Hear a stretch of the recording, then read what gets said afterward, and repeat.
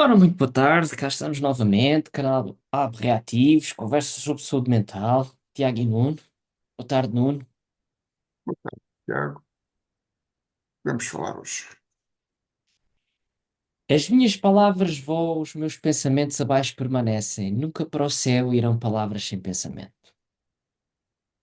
Pronto, lá Antes de está. apresentar o tema, lancei outra citação de Shakespeare. Eu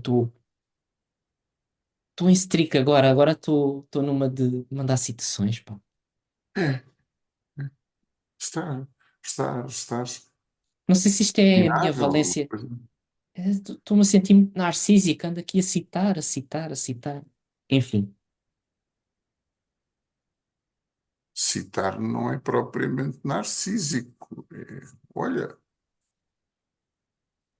é como tudo na vida, quando é a mais, aí é que é patologia.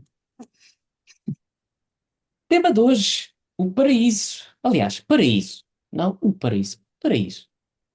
Sim, paraísos há muitos.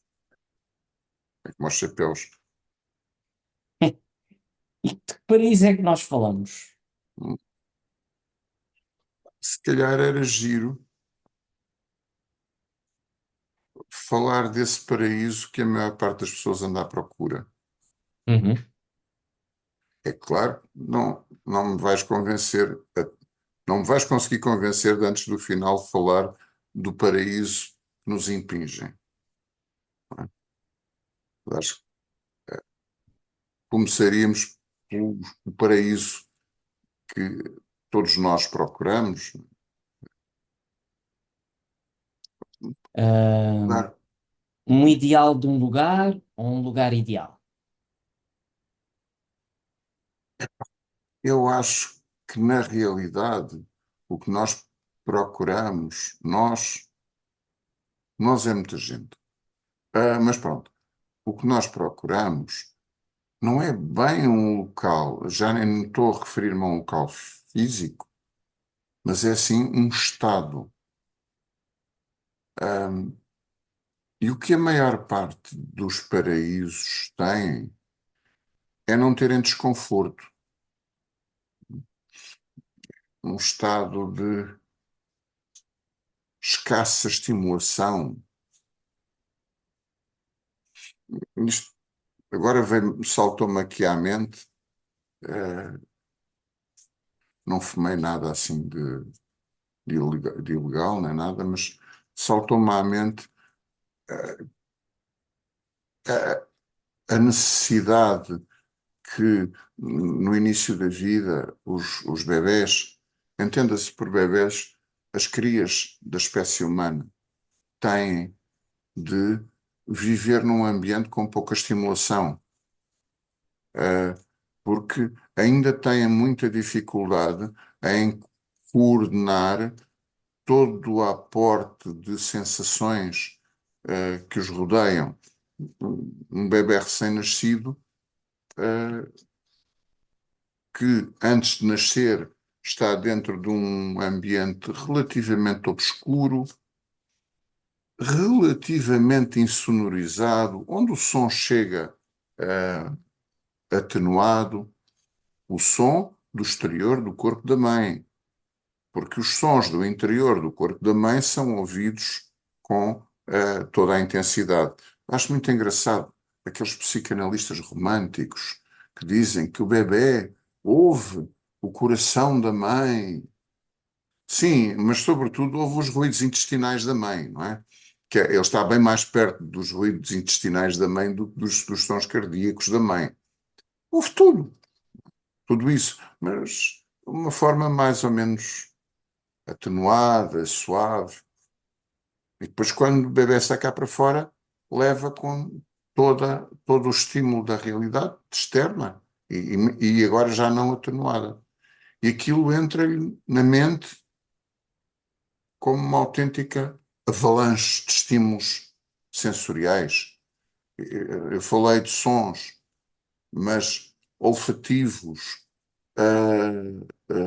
visuais, táteis, posturais, todos, todos os órgãos dos sentidos são invadidos ao mesmo tempo por estímulos novos. Isto é aterrador. Um, o bebê precisa, para se conseguir organizar e orientar, de alguma parcimónia na quantidade de estímulos que lhe são oferecidos. Um, eu lembro-me, na minha infância, e não só, dentro do possível, os bebés eram mantidos em ambientes recatados, e com pouco estímulo. E hoje em dia, o- os bebés, muito cedo, são estimulados com ecrãs de televisão e com músicas para crianças. Que bom, as crianças adoram essas músicas. Pelo menos é o que os adultos acham. E aquelas coisas coloridas que eles quando tocam apitam e ahm, portanto, seguramente estas crianças, o paraíso delas foi mesmo perdido e foi-lhes dado ia ser um bocado velho do Restelo, um, um inferno de caos. Não sei se será, mas que seguramente eles se vão organizar de uma forma diferente, em termos sensoriais, das gerações mais antigas, isso é inequívoco para mim. Mas voltando ao paraíso, é um sítio sossegado, espera-se. Ah, sossegado, pegando nas tuas palavras, um lugar onde não há desconforto, ausência de desconforto, isto automaticamente levou-me para um sítio, por associação, por consequência, também um sítio onde não se cresce. Sim. Olha, pegamos na metáfora ah, da, da- do, do regresso ao útero, que eu acho caricato, quer dizer, mas pronto, mas deixemos isso para outra altura. No regresso ao útero há crescimento, mas é maioritariamente biológico. São os genes a serem descodificados em proteínas, as proteínas a fazerem as funções que têm numa célula, as células a aumentarem de tamanho e a reproduzirem-se e darem origem a outras células, onde o DNA dá origem a novas proteínas. Portanto, esse é o fenómeno que predomina no crescimento intrauterino. É depois cá fora que nós crescemos psiqui- mais psiquicamente. E sim, com o desconforto. Esta, acho, pai, na minha infância, acho eu, talvez, sendo português, a coisa é um bocadinho mutilada, porque nós tivemos uma série de influências culturais 10 anos atrasados, 15 anos atrasados. Eu creio que foi por volta dos anos 60 que se falava muito da educação non-frustration, ou seja, em que era suposto, se pretendia criar as crianças sem frustração. eh, porque, porque a frustração causava o trauma. Portanto, as crianças não podiam ser frustradas porque ficavam com traumas. E o resultado não foi brilhante, porque a frustração existe a algures. Eu gosto muito Sim, do exemplo do efeito da gravidade. Se eu proteger permanentemente um bebê, uma criança, um adolescente, dos efeitos da gravidade, um dia ele vai se despencar das escadas abaixo e morre.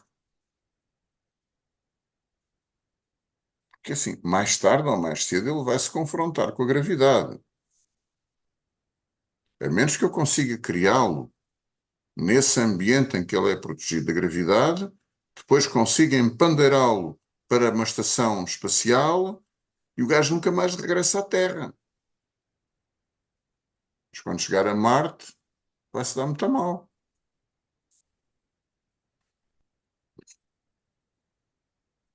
Pois, o paraíso, invariavelmente, fala-se de uma queda.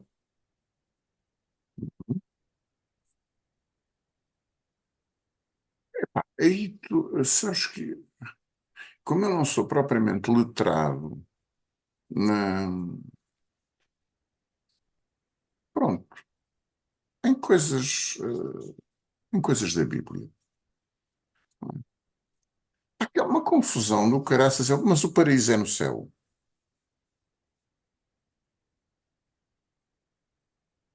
Pois, é que há umas entidades, a, a tal queda queda da graça, no estado de graça, mas esse é para todos aqueles que estão no paraíso ou é só para aqueles que são anjos? Eh,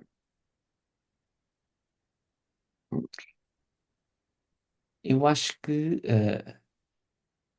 o paraíso, tanto de um ponto de vista divino, de um ponto de vista de entidades, de entes divinos, é algo que está sempre acima de um plano terrestre, nunca abaixo. E isso já precede a própria religião cristã. Por exemplo, até na, na mitologia romana, greco-romana, a grega, vá, sim, o Olimpo também está acima. sim, sim. Sim, mas noutras mitologias o paraíso é uma dimensão à parte. Não é para cima, nem para Uhum. baixo, nem para os lados. É outra dimensão. Ou seja, quase simploriamente, não há como cair dela para a nossa realidade. Mas pronto, aquela em que nós vivemos, de facto, maioritariamente, o paraíso é para cima. Portanto, por efeito natural da gravidade, quem sai do paraíso vem parar à realidade. Cai na realidade. Sim,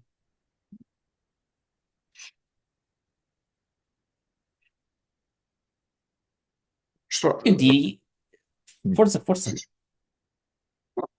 propósito dessa, eu atirei para a frente primeiro esta busca do paraíso. Um,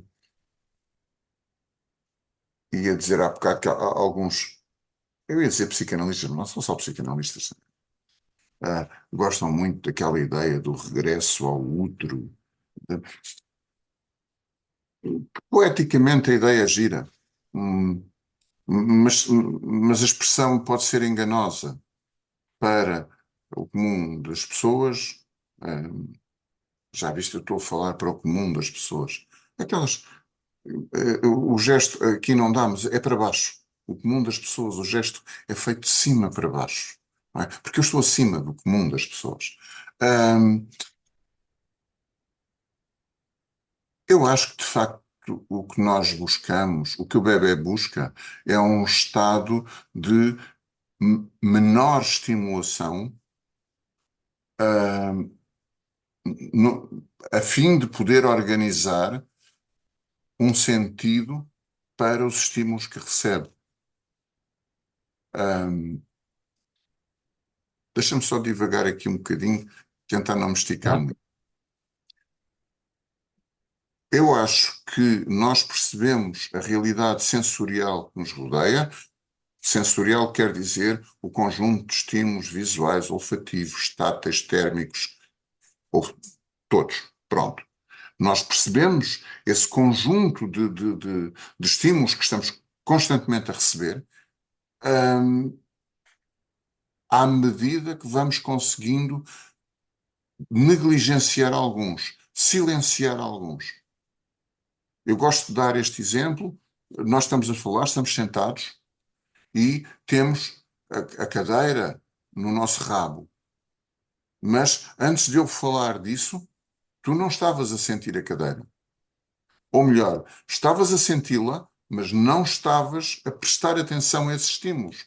Porque é insuportável prestar atenção, seja o que for, se eu estiver a prestar atenção ao colarinho da camisa que sinto no pescoço, ao ruído do passarinho que cantou lá fora, ao chinelo que me está a apertar no pé, enfim, há toda esta avalanche de estímulos que estão a chegar ao meu cérebro e eu negligencio a grande maioria deles para poder focar a atenção naqueles que eu quero. E só assim é que eu consigo organizar-me razoavelmente para viver, para compreender a realidade e para lhe dar sentido. Portanto, muito provavelmente, este estado de filtragem dos estímulos, que o bebê no início não consegue fazer bem, hum, precisa, portanto, precisa de moderação, parcimónia nos estímulos, para que vá progressivamente aprendendo. Agora veio-me aqui uma imagem pictórica, que é daquele bebé com 18 anos, que está na discoteca, com luzes a piscarem por todos os lados, uma música com intensidade maluca, cheiros de perfumes e de toda a sorte de cheiros por todo o lado, está a ouvir a conversa com o amigo e a prestar, a galar, como se, o termo técnico acho que é galar, aquela miúda que está do outro lado da pista. Portanto, repara, no meio destes estímulos todos, o tipo está a prestar atenção ao colega e a reparar na rapariga e nos seus bons atributos e consegue filtrar o que é pertinente e o que é que não é pertinente e sai de lá e ele é capaz de escrever as coisas que estavam na discoteca. Ora, essa filtragem permite só, só já com uma grande capacidade de filtrar é que o indivíduo consegue estar num ambiente com tanto estímulo e ainda assim manter a sua intenção, manter o seu pensamento, vou usar o termo soa mal, mas pronto, sob controle. Conseguir controlar o que pensa, pensar no que quer, mas primeiro precisa de ser capaz de fazer isto. Ah, e ainda assim, isto é relativo, porque se nós aumentarmos ainda mais a quantidade de estímulos, ele deixa de conseguir pensar. Todos nós temos algum limite, uns maiores, outro pior. Eu imagino que hoje, se entrasse numa discoteca, ficaria aproximadamente confuso e não seria capaz de focar a atenção por falta de treino, por falta de aptidão para o fazer. Pronto. Mas é se calhar este estado em que nós conseguimos controlar os estímulos à nossa volta, que nos permita, de forma a nos permitir pensar, hum, que eu diria que esse sim é o paraíso. Aquele em que nós controlamos os estímulos. Controlamos não é no sentido. Controlamos a forma como eles afetam o nosso pensamento. Não é o útero da mãe, de certeza.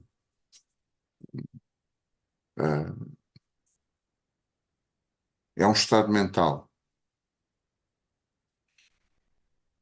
Para isso, como um estado mental. eu acho. Sim.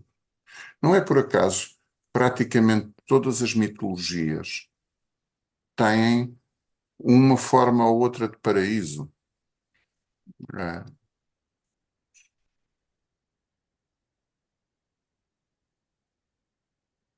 Uhum.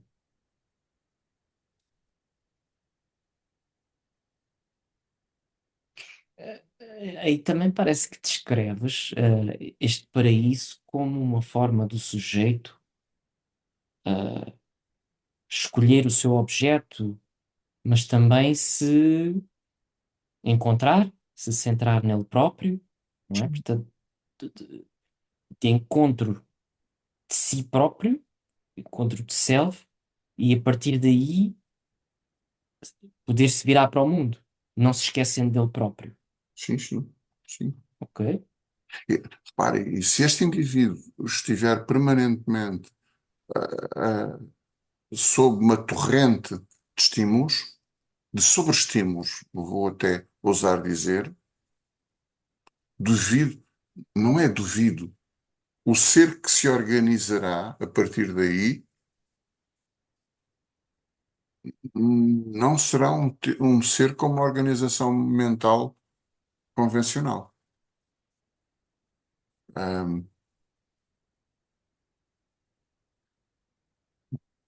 Dependendo do ambiente em que nós crescemos, as pessoas mais velhas da minha idade e mais velhas ainda, ah, olham com deslumbramento, com inveja, para as gerações mais novas que mexericam nos gadgets eletrónicos, sem lerem as instruções, com uma velocidade e com uma aptidão enorme para aquilo. Estou-me a lembrar, por exemplo, o caso dos os jogos de consola, que, eu confesso por mim, eu olho para aquilo e primeiro que eu consiga apreender a imagem, já passou. Enquanto que indivíduos mais novos, habituados àquele ambiente, habituados a negligenciar o que não é importante e a focarem a atenção no que é importante naquele ambiente sensorial, olham para o ambiente e veem logo quantas vidas é que têm, que arma é que têm na mão, a que distância é que está o inimigo, qual é que é o inimigo, qual é que não é. Para, eles têm uma capacidade muito grande de fazer isto porque foram criados neste ambiente. Foram criados num ambiente que para mim é caótico, para eles não é. Eles são capazes de organizar aquele ambiente. Ahm, eu acho que conquistam estas capacidades em detrimento de outras. Ah, que não acho, não acredito em omnipotências. Ahm, e sem qualquer juízo de valor, eu acho que estes seres serão diferentes dos outros, dos anteriores. Em que é que serão? De que forma? Como é que isso condiciona em massa e de um modo generalizando? Como é que isso condiciona a natureza desses seres? Não sei. Ah, enfim. Mas que serão diferentes, para mim é relativamente seguro que sim. Uhum.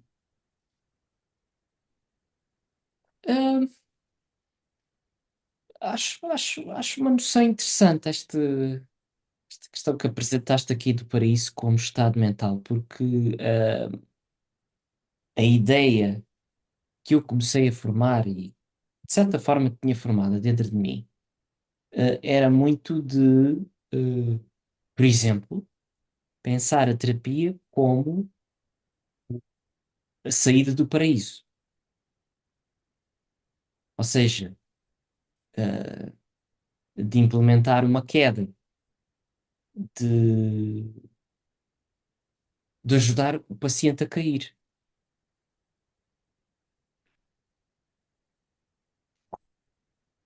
Olha, eu não resisto a uma martelada, um bocadinho fora de sítio, pá, mas já falaste duas vezes sobre a queda do paraíso.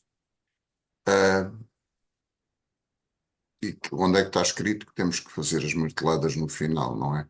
Pois, Já é temos o assim, outro senhor, não, o outro senhor é que dava marteladas no fim. mas Ah, eu quando penso em paraíso, eu acho que ele é inseparável da queda.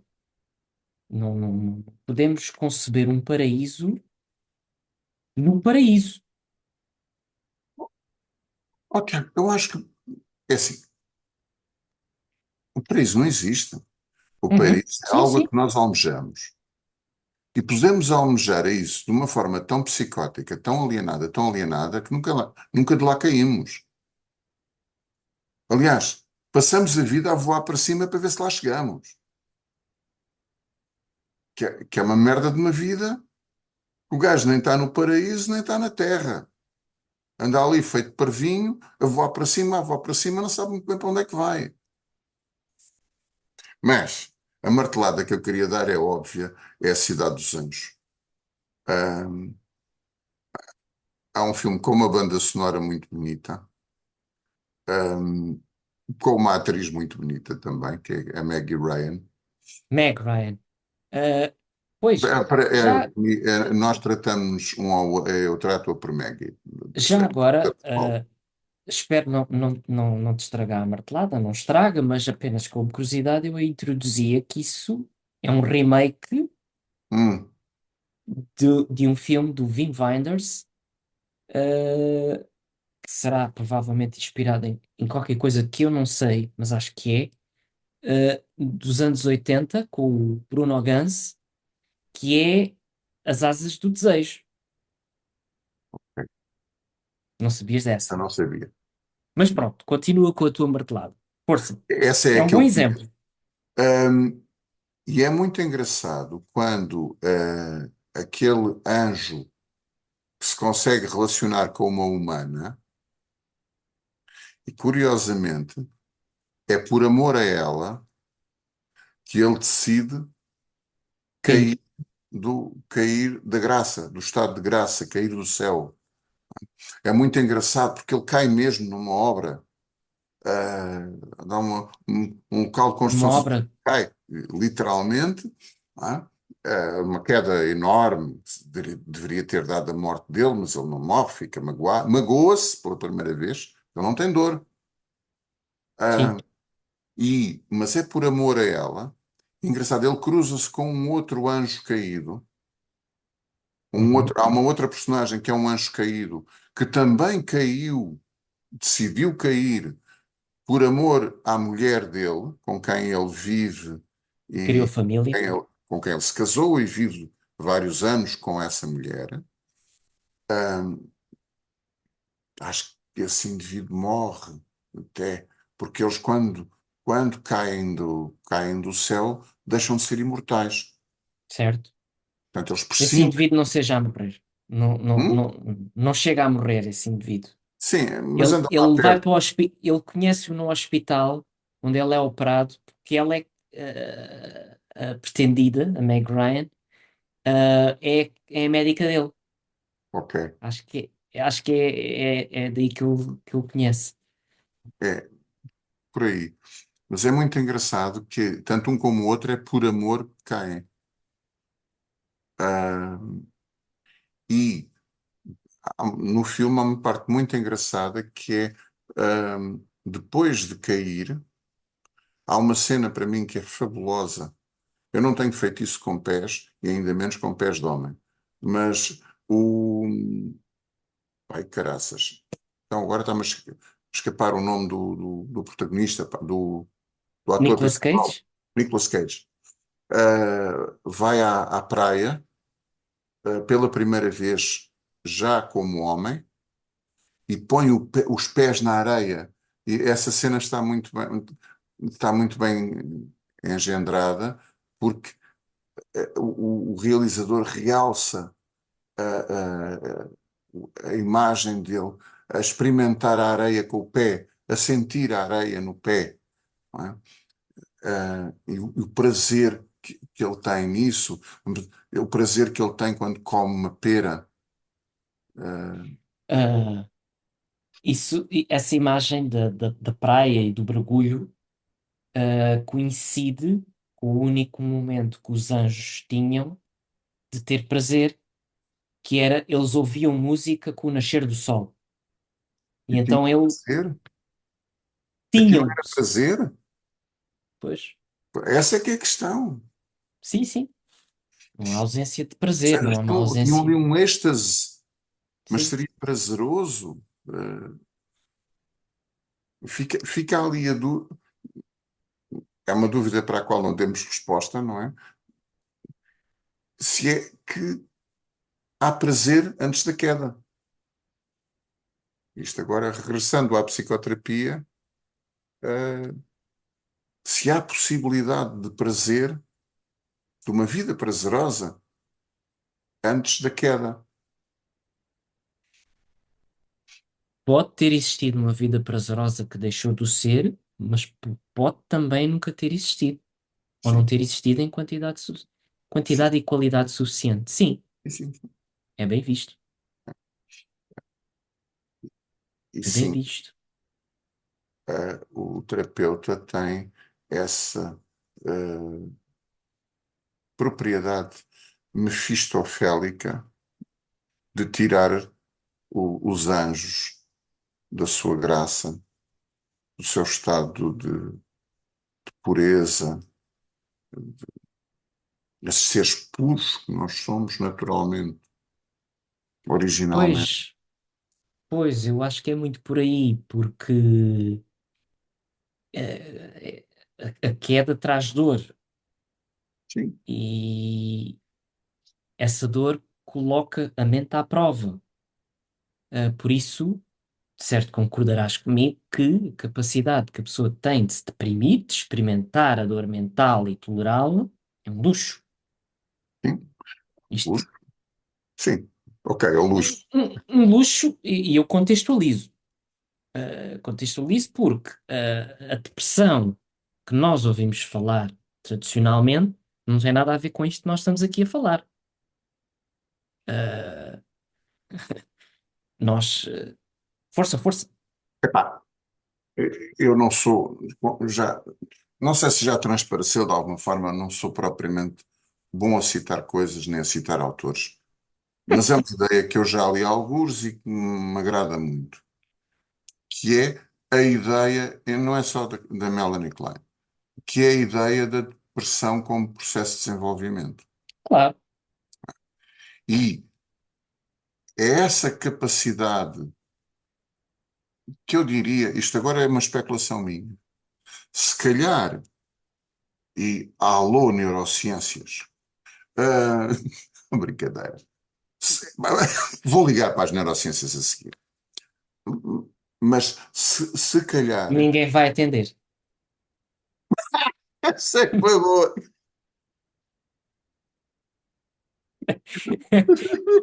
precisa de mim, não? Bom, essa foi boa. Ok, bom, agora a sério. Ahm, que se calhar o que nós, no processo depressivo desenvolvimental, não na depressão doença, o que nós fazemos é deprimir-nos e desdeprimir-nos. Ou seja, fazermos o processo de talvez luto, não sei se é luto, se é outro processo, que é o processo de restauração da perda de energia, da perda de prazer, da perda de esperança, dessas perdas que estão associadas à depressão, que é quando nós adquirimos a capacidade de, vou utilizar uma expressão técnica, ir lá bater com o focinho e depois nos levantarmos, nos reerguermos e continuarmos a funcionar, então estamos mais à vontade para lá ir bater com os costados. Estou-me a lembrar do judo, por exemplo, onde os praticantes com menos prática, pronto, mais principiantes, têm medo de cair. E porque têm medo de cair, caem mal, normalmente. E porque caem mal, magoam-se. E ficam ainda com mais medo de cair. E se nós aprendermos bem a cair, fizermos um bom processo de cair no tapete, ah, começamos a cair sem nos magoarmos tanto, ou quase sem nos magoarmos. E então estamos mais à vontade para cair e caímos mais, como é que eu hei de dizer, mais capazes, mais seguros que nos vamos erguer a seguir. Algumas das quedas na vida, pronto, mas no judo. Algumas das quedas vistas de fora, um gajo pensa, o gajo morreu. Aquilo é uma queda daquelas, o gajo ficava muito magoado. E não, porque se aprendeu, porque se treinou técnica e não só, nós caímos à vontade porque sabemos que vamos bater no chão e depois nos vamos levantar a seguir. Estamos bem. Uh, Claro. esta, eu Uh, acho, esta questão do nos reerguermos, a confiança de que temos sistemas neuronais para nos reerguermos é crucial. sim, sim, sim. Uh, eu aí diria, estava-me a lembrar de uma coisa, esqueci, mas vou dizer uma que não me escapou. Falavas, falávamos, falavas tu, este paraíso como um estado mental do sujeito, que é uma noção que eu nunca tinha pensado, mas que me fez pensar aqui até que ponto nós transitamos de um paraíso materno, tradicionalmente materno, para um paraíso próprio, e no meio destes dois paraísos há uma queda, e são dois paraísos significativamente diferentes. uh, mas que o sujeito só poderá existir por excelência, sujeito de excelência, neste paraíso próprio. Sim. Porque Tanto que o primeiro é inerente à natureza, é-nos dado por terceiros, são os adultos é que uma nos condição de guardam. espécie. Hum? É uma condição de espécie, não é o Sim, desamparo. sim, é. Não é só, quer dizer, efetivamente, no início da vida, nós temos relativamente poucos estímulos, somos pouco agredidos pelo meio, temos que estar protegidos, porque se isso não acontecer, morremos. Não é? Eh, o, o, o feto, se não for resguardado de todas as formas que é resguardado, e não é só a questão da alimentação por via umbilical, ele não é capaz de viver, não tem condições, não tem ainda uma série de órgãos em condições para sobreviver. Há toda uma proteção que é feita, que é inerente à biologia da espécie, a dos mamíferos, ah, que é protetora. Agora,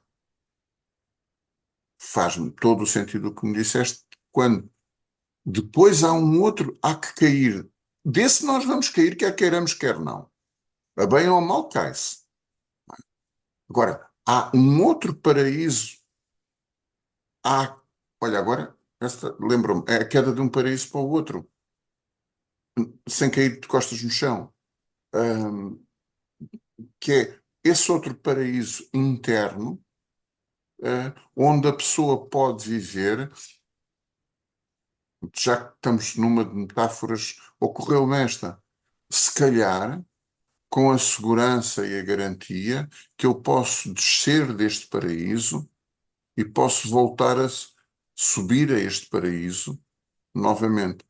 Isto utilizando a ideia de que o paraíso está lá em cima e que, e que a gravidade nos trará para a realidade. Mas, Eu acrescentaria também mais outra coisa, que é, aliás, duas coisas.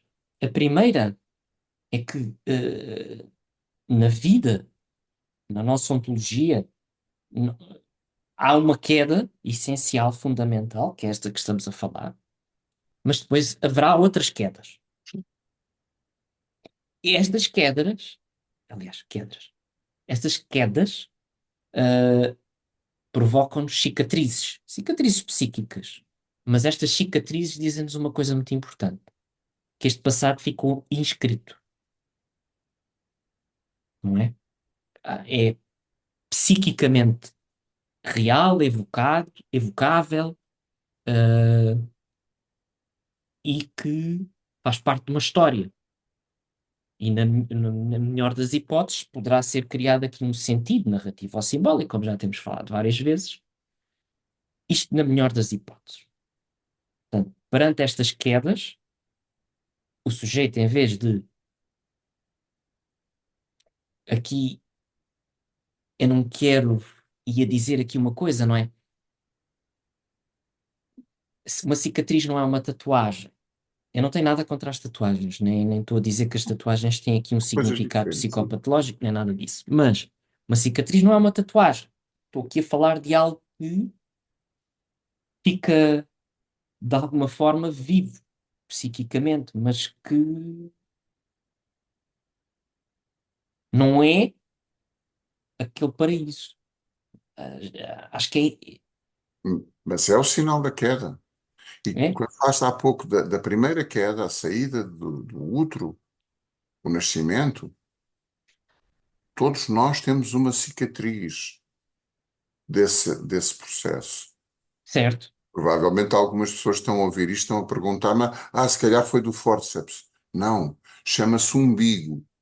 É muito bonito, é sinal de que somos mamíferos, que estivemos, quer dizer, não são só os mamíferos que têm umbigo, mas pronto. Uh, para simplificar, uh, Uhum. é o sinal da nossa condição, é, é uma cicatriz que indica que estivemos ligados a alguém para podermos existir. Já agora a lei é de graça, mas pronto, nós vamos ter que formar uma rubrica só para as coisas que eu não resisto. Uh, que é nas fotografias de Adão e Eva, pululam na, na bibliografia litúrgica. Um, é tão engraçado ver Adão e Eva com um umbigo. Um, é uma questão que levanta outros tipos de dúvidas, não é? Mas pronto, saltando em frente. Falaste de cicatrizes e eu lembrei-me de uma outra coisa. Cicatrizes e rugas. Uh, Nós vivemos numa sociedade que eu acho que é maioritariamente doente, onde as pessoas querem permanentemente parecer adolescentes. A vida toda já não é crianças, já não é adultos jovens, é adolescentes. Então há um autêntico mercado de luta contra as rugas. Ora, as rugas não são cicatrizes, felizmente, não é? Mas são sinal da nossa da queda, eh, da queda do paraíso. Não é? Eh, e para algumas pessoas, diria eu, bastante saudáveis, essas rugas são encaradas como uma conquista uma conquista sobre o paraíso. Ou seja, Precisamente. têm uma narrativa, eh, descrevem os sítios por onde eu passei. E é engraçado que se vive numa sociedade que se esforça tanto, tanto, tanto para pagar essa narrativa, apagar as cicatrizes. Amparar quedas. É, Instalar a rodinha nas bicicletas. é, e o capacete, e as cotoveleiras, as joelheiras, e a proteção É, para os dentes, e os óculos de sim. acrílico, e, poça, a primeira vez que essa criança cair de rabo no chão, vai ter um sentimento de horror que vai morrer, vai sentir que vai morrer,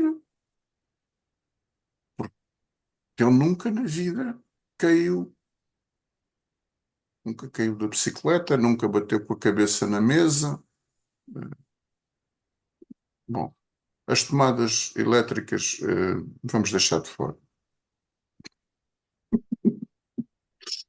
Epá, porque a probabilidade da criança morrer é estatisticamente determinável se mexer nas tomadas elétricas, pronto. Mas nós impedimos mesmo a, a frustração, o desagradável, a um ponto que o indivíduo não cresce. Sim, sim. A sobreproteção, pode ser uma coisa. Eu não ah, sou capaz de citar, e o senhor merecia ser citado, mas não sou capaz. Aqui há uns tempos, uma jovem com formação em, como é que se chama agora? O curso de Nutricidade Humana, acho que é assim que se chama. Falava de um professor dela que dizia que tinha feito um estudo a observar crianças a brincarem, crianças já crescidas, já em idade escolar, que estas crianças batiam com a cabeça com muito mais frequência em objetos no meio do que era normal no passado. Dá a impressão que eles não sabem onde é que vão pôr a cabeça. Eh, Tinham mais acidentes com a cabeça. Quer-me parecer que este senhor estaria a descrever seria uma série de crianças que foram criadas com capacete. Andavam sempre de capacete. Não, ter cabeça à vontade, não se magoavam. Então, cá aprendiam, sem o capacete, magoam-se. Olha, mais uma queda.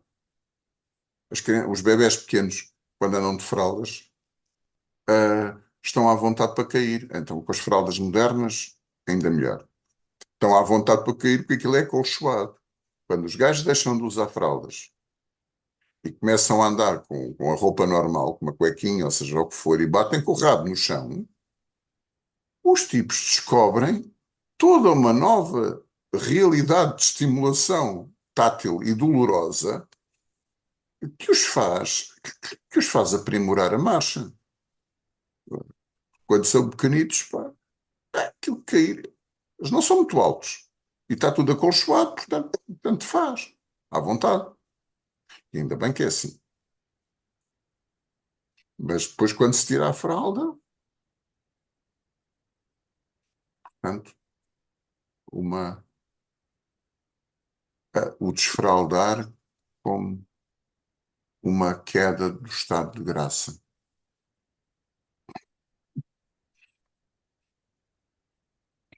Pois é,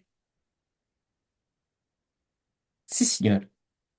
Marteladas, pronto, já deste uma, não é? Não sei se Sim, querias ainda. essa Eu, foi. eu, eu- eu Essa foi. aí, eu. eu aí acrescentaria que, pronto, eu sou muito mais fã, ah, do, do dito original, que é As Asas do Desejo. Ah, se tivesse a oportunidade, não, dá-me ideia que nunca viste, pois não? Creio que não. Pois.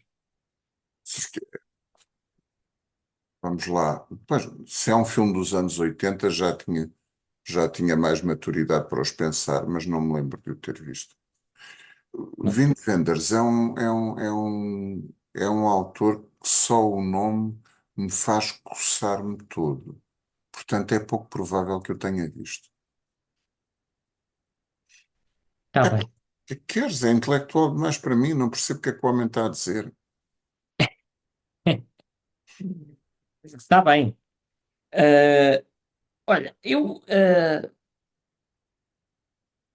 lembrei-me de uma martelada, ah, que é o filme do romance também homónimo, que é A Praia, Hum? ah, do Alex Garland. Ele escreveu o romance, e também realizou o filme.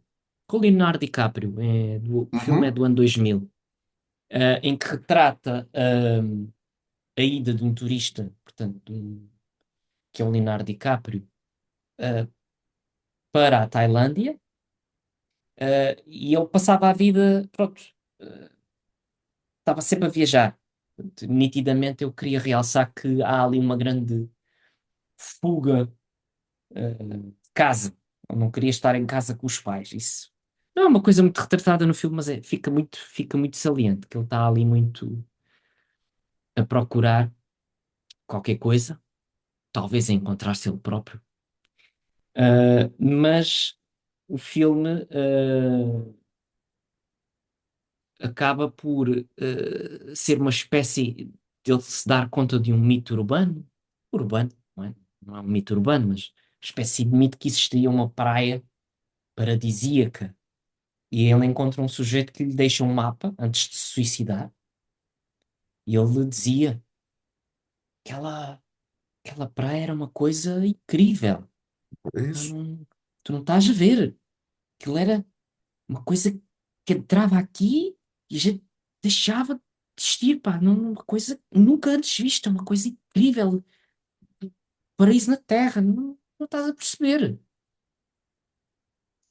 Ah, e ele pega nesse mapa com um casal de turistas franceses, um homem e uma mulher, e vão os três à procura. Aí, por acaso, forma-se um triângulo muito interessante. É um filme bastante interpretativo, agora que estou a pensar nele. Ah, esse triângulo vai à procura desta praia, encontra, e é efetivamente um paraíso. Eu até não podia deixar de dizer esta curiosidade que esta praia é real, e que esta equipa de filmagens deixou a praia num estado algo lastimoso. E... Mas dentro do filme ainda, eles encontram esta praia e existia uma comunidade de ermitas que se queria distanciar da civilização e que vivia, pronto, isoladamente e queriam manter este paraíso em segredo. Para já que eles conviviam com plantador, é plantadores? Não sei se é assim. Criadores de cannabis, Hum, só que estavam na outra parte da ilha, e pronto, e obviamente não havia aqui interesse em que chegassem mais pessoas. Portanto, o filme parece que me retrata muito aqui esta procura de um paraíso num lugar objetivo, concreto, não é? isto é a busca do paraíso. Mas que as coisas descambam, não é? Porque ao tentar proteger este paraíso, as coisas correm mal, não é? Porque há depois um regresso, há uma saída deste paraíso, não é? Para ir, as pessoas tinham que ir ocasionalmente procurar mantimentos, portanto, bens essenciais, não eram propriamente autossustentáveis, ou os eram autossustentáveis, mas dão-se com um fungo no arroz e tiveram que o ir buscar outra vez lá fora. Depois há este deparar-se com a civilização, Uhum. com, O real? não é? Com o real.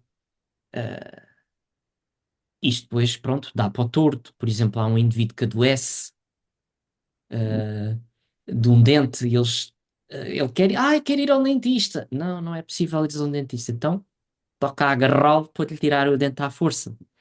Depois há uma parte em que há dois amigos suecos que estão a pescar e são mordidos por tubarões. E um deles morre e o outro fica gravemente ferido, e aí o paraíso é completamente perdido quando ele começa a gritar em dores. E o que é que estas pessoas fazem? Tapam os ouvidos e resolvem tirar este indivíduo mutilado deste paraíso e colocá-lo lá fora, onde não seja ouvido. A gente quer é o paraíso de volta. Estar aqui um indivíduo a gritar, isto deixa de ser um paraíso. Voltando ao meu peixe de há bocado, Uhum. reduzir o estímulo. Pois, Porque este estímulo, que eu não controlo, incomoda-me.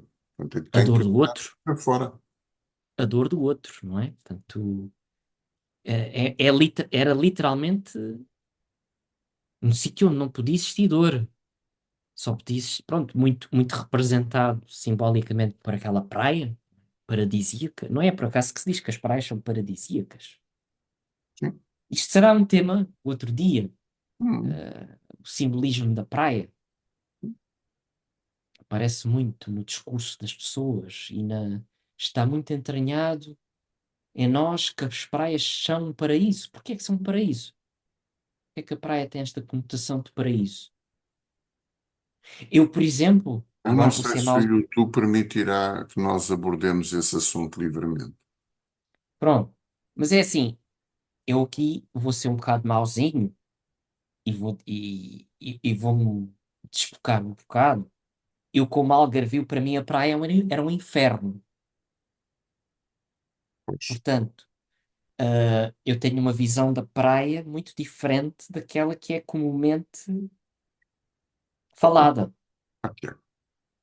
Na realidade, em sociedade, o paraíso de uns é o inferno dos outros. Quer dizer,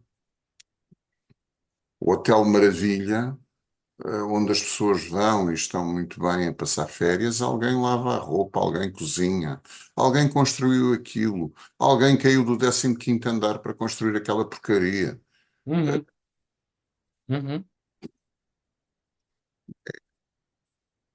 Sim, O, sim. o Algarve, para os veraneantes, para os agostinhos, não é? Como se chama no Algarve. O Algarve para os agostinhos pode ser muito apetitoso. É precisamente a altura que para os algarvios não tem piada nenhuma, não é? Para mim não tinha. Para a maioria não tem. Para os algarvios, obviamente, há muitas pessoas que fazem mais negócio nessa altura e precisam de ganhar a vida e, portanto, aquilo faz-lhes falta. Mas se for perguntar, mas você gosta da coisa como está? Não. Bem, isto eu não quero alongar nisto, mas o Algarve é tudo menos paradisíaco. Eu aqui não vou dizer mais que isto. Pois. Enfim, Olha, eh, é mais uma. Eu não diria que é uma martelada, é uma pancadinha com o martelo. A propósito da não estimulação e do não desprazer e da sua necessidade para a maturação, lembrou-me de um filme que é uma comédia, mas eu acho que é uma comédia ligeira com o Hugh Grant.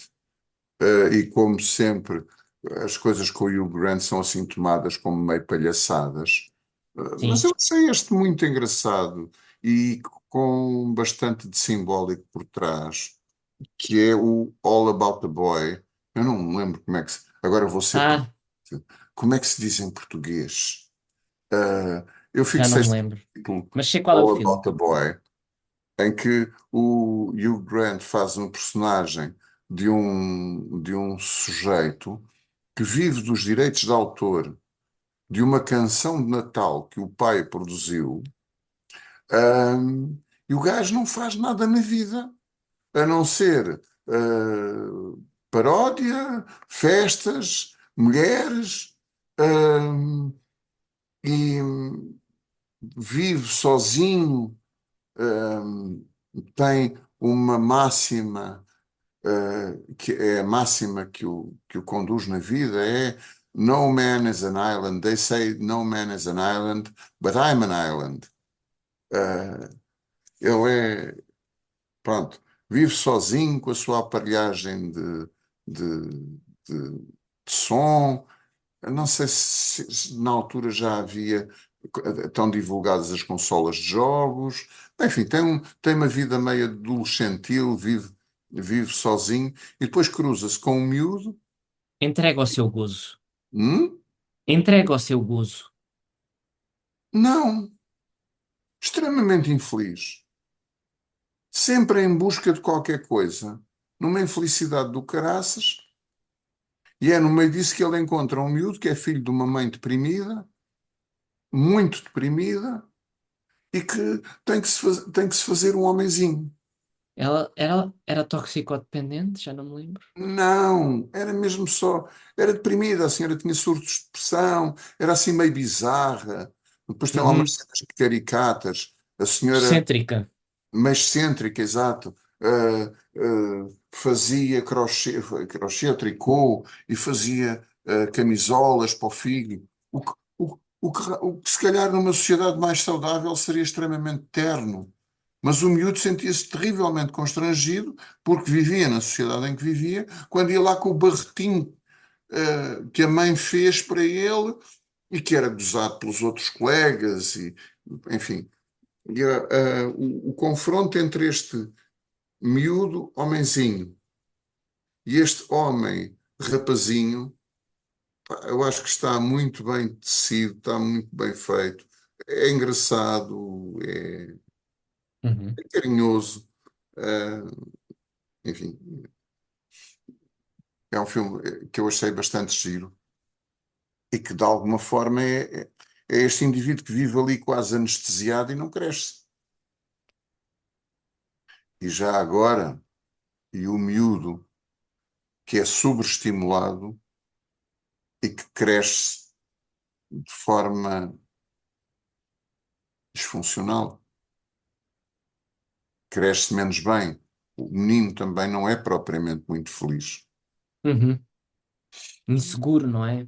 É, os Carente. colegas dele gozam com o barrete dele e humilham-no, e ele não é capaz de se defender.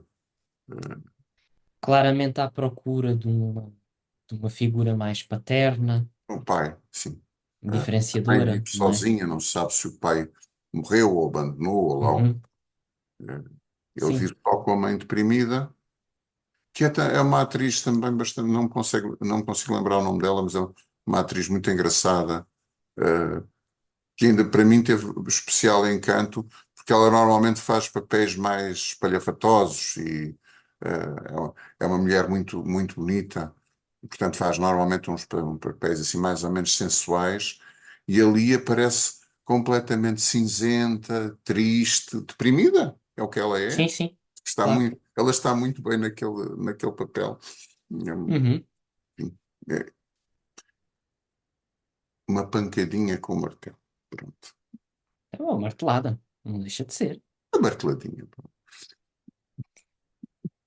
Muito bem. Ah, fora do paraíso, Graças a, graças a nós, porra. fora do paraíso, bom, resta-nos despedir, não é? E encontraremos noutra vida. Oi! Não, noutro episódio. Noutro episódio. Noutro episódio. Porque isso, Com isso novo já é tema. uma coisa de cariz oriental, essa de É passarmos verdade. de episódio em episódio. É verdade. Muito bem. Até uma próxima. Novo Tá? episódio e novo tema.